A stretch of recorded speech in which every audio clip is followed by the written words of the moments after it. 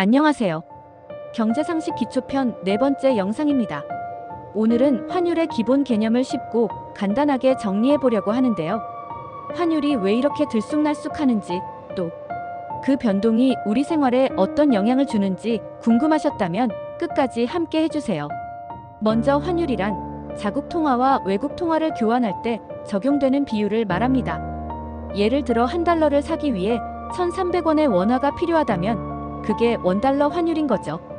이 환율이 올라간다는 건 달러가 더 비싸졌다는 뜻이고, 반대로 내려간다는 건 달러 값이 저렴해졌다는 의미입니다. 그럼 환율은 왜 계속 바뀔까요? 크게 세 가지를 기억하시면 됩니다. 첫째, 수출입 규모에 따른 수요 공급 변화입니다. 해외로 물건을 파는 기업들이 많아지면 달러를 벌어들이고, 국내에서 원화를 달러로 바꾸는 일이 줄어들면 달러 값이 상대적으로 내려갈 수 있죠. 반면 해외에서 물건을 많이 사들이면 달러가 더 필요하니 환율이 상승할 여지가 큽니다. 둘째, 각국 금리 차이도 중요해요.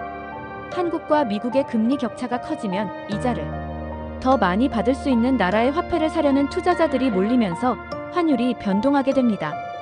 마지막으로 심리적 요인도 무시할 수 없는데, 세계 경제의 불확실성이나 지정학적 갈등 같은 이슈가 생기면 안전자산으로 꼽히는 달러를 찾는 사람이 많아져서 달러 값이 오를 수 있습니다.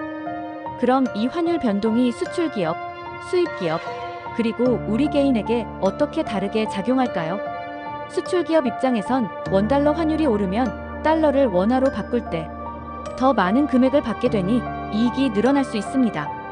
대신 해외 원자재를 사와야 하는 수입기업은 같은 달러 금액을 구매하기 위해 더 많은 원화가 필요해지니 비용 부담이 늘겠죠. 일반 개인들에게도 여행 경비나 해외 직구에 직접적인 영향을 미칩니다. 예를 들어 일본 여행을 간다면 엔화 환율이 내려갔을 때 환전하면 좀 더 저렴한 비용으로 다녀올 수 있을 테고, 해외에서 물건을 살 땐 달러나 유로 환율에 따라 실제 결제 금액이 달라지니까요.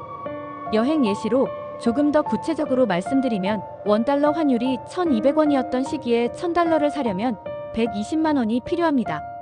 그런데 만약 환율이 1,300원으로 올라갔다면 똑같은 달러 금액을 사기 위해 130만 원이 드니 10만 원을 추가로 부담해야 되는 거죠. 그래서 해외여행이나 어학연수, 유학 등을 준비할 때는 은행이나 환전 앱을 통해 환율 변화를 주기적으로 체크하시는 게 이득입니다. 그렇다면 환율을 잘 활용해서 얻을 수 있는 이점은 뭘까요? 해외 주식이나 해외 부동산 같은 투자에 관심 있으시다면 환율이 비교적 낮을 때 외화를 미리 확보하거나, 반대로 외화 자산을 갖고 있다가 환율이 높아진 시점에 원화로 교환함으로써 환차익을 기대할 수도 있습니다. 물론 환율 예측은 쉽지 않으니 IMF나 한국무역협회 KITA에서 제공하는 환율 동향 자료를 꾸준히 확인하고 글로벌 경제 이슈에도 관심을 가져야 합니다. 오늘은 이렇게 환율이란 무엇이고 왜 움직이며 우리 경제와 개인 생활에 어떤 영향을 미치는지 간단히 정리해봤습니다. 이 개념만 탄탄히 잡아도 해외 투자든 여행 경비든 조금 더 현명하게 판단하실 수 있을 거예요. 다음 편에서는 시장의 기본 원리를 깊이 있게 다뤄볼 예정이니 시리즈를 이어서 보시면 전체적인 경제 흐름을 한층 더 쉽게 이해하실 수 있을 겁니다. 이번 영상이 도움이 되셨다면 구독과 좋아요 부탁드리고, 앞으로도 재밌고 알찬 경제 이야기 많이 준비하겠습니다. 감사합니다. 다음에 또 만나요.